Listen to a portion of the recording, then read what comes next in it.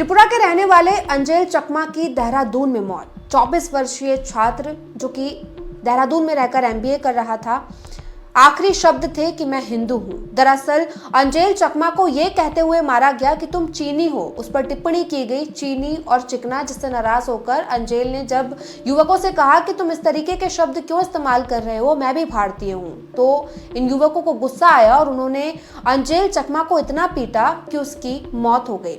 अब इस हत्या ने पूरे देश में तमाम सवाल खड़े कर दिए हैं, राजनीतिक रूप भी ले लिया है। राहुल गांधी ने इसको लेकर भाजपा पर सवाल खड़े किए और कहा है कि भारत की इन फिजाओं में नफरत भाजपा ने ही फैलाई है और ये उसी का एक नतीजा है कि एक बच्चा जो कि त्रिपुरा में रहता है, देहरादून में रहकर पढ़ाई कर रहा है, उसे लोग चीनी कहकर मार देते हैं। इससे समझ में आता है कि कितनी नफरत लोगों के खून में बह रही है। क्या कुछ पूरा मामला है वो हम आपको विस्तार से बताते हैं। दरअसल ये पूरा मामला देहरादून का है।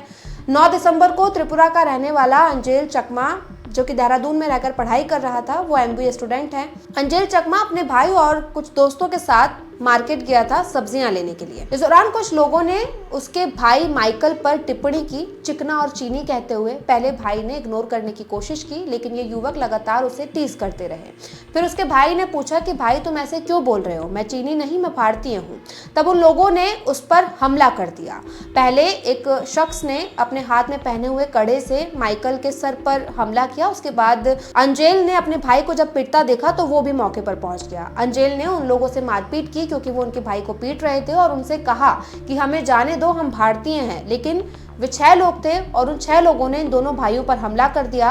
अंजेल चकमा के भाई माइकल ने बताया कि 9 दिसंबर को जब वो पुलिस के पास शिकायत दर्ज कराने गया, तब पुलिस ने एफआईआर तो दर्ज की, लेकिन वो एफआईआर दर्ज करने में आनाकानी कर रही थी। 12 दिसंबर को पुलिस ने एफआईआर लिखी, लेकिन इस एफआईआर में अटेम्प्ट टू मर्डर नहीं लिखा, जबकि जब इन युवकों को कोर्ट में पेश किया गया तो वहां पर अटेम्प्ट टू मर्डर बताया गया। अंजेल चकमा के पिता और भाई का मानना है कि पुलिस ने इस मामले में आनाकानी की और लापरवाही की वजह से आज उनका जिगर का टुकड़ा जो है वो दुनिया को अलविदा कह गया।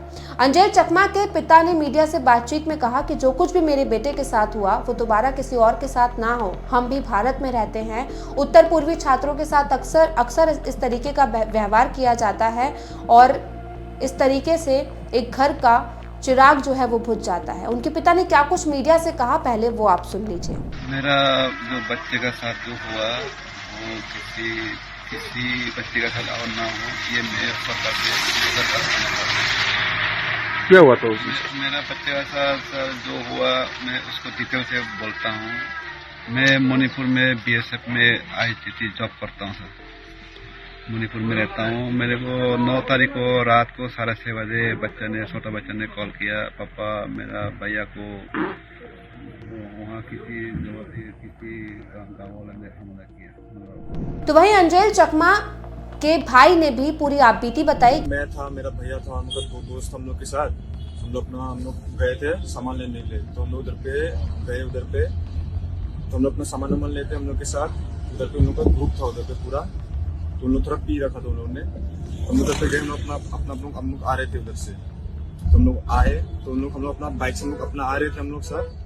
तो उन लोग हम लोग को मेरे को थोड़ा पोक कर रहा था, ये चिंकी उनकी मेरे को थोड़ा सा रेजिज्म कर रहा था। तो मैं थोड़ा अपने तरफ से अपने सेल्फ डिफेंस मतलब थोड़ा बोल रहा था कि भैया क्या हो गया करके। उधर पे हम लोग अपना उस समय फोन में बात कर रहा था मैं अपना, बस मैं अपना कन्फेस किया कि भैया क्या हुआ, गाली क्यों दे रहे हो। तो उनका वो प्लानिंग था क्या था मेरे को पता नहीं, पर उन्होंने डायरेक्ट मेरे में अटैक कर दिया उन लोग ने। तो फिर भैया आया मेरे को बचाने के लिए आया, फिर भैया को मेरे को कड़ा से मारा, भैया को लगा उससे, फिर भैया को उन लोगों ने चाकू मार दिया। लेकिन अंजेल चकमा की इस मौत ने तमाम सवाल खड़े कर दिए हैं। कांग्रेस नेता राहुल गांधी ने इसको लेकर ट्वीट किया है और सरकार से सवाल पूछा है कि आखिर देश में इतनी नफरत कैसे फैली। मुख्यमंत्री पुष्कर सिंह धामी ने भी इसको लेकर हस्तक्षेप किया और उन्होंने कहा कि इस तरीके का व्यवहार कभी भी स्वीकार्य नहीं किया जाएगा। देहरादून में रहने वाले सभी बच्चे हमारे हैं और उन सभी की सुरक्षा की जिम्मेदारी सरकार की है।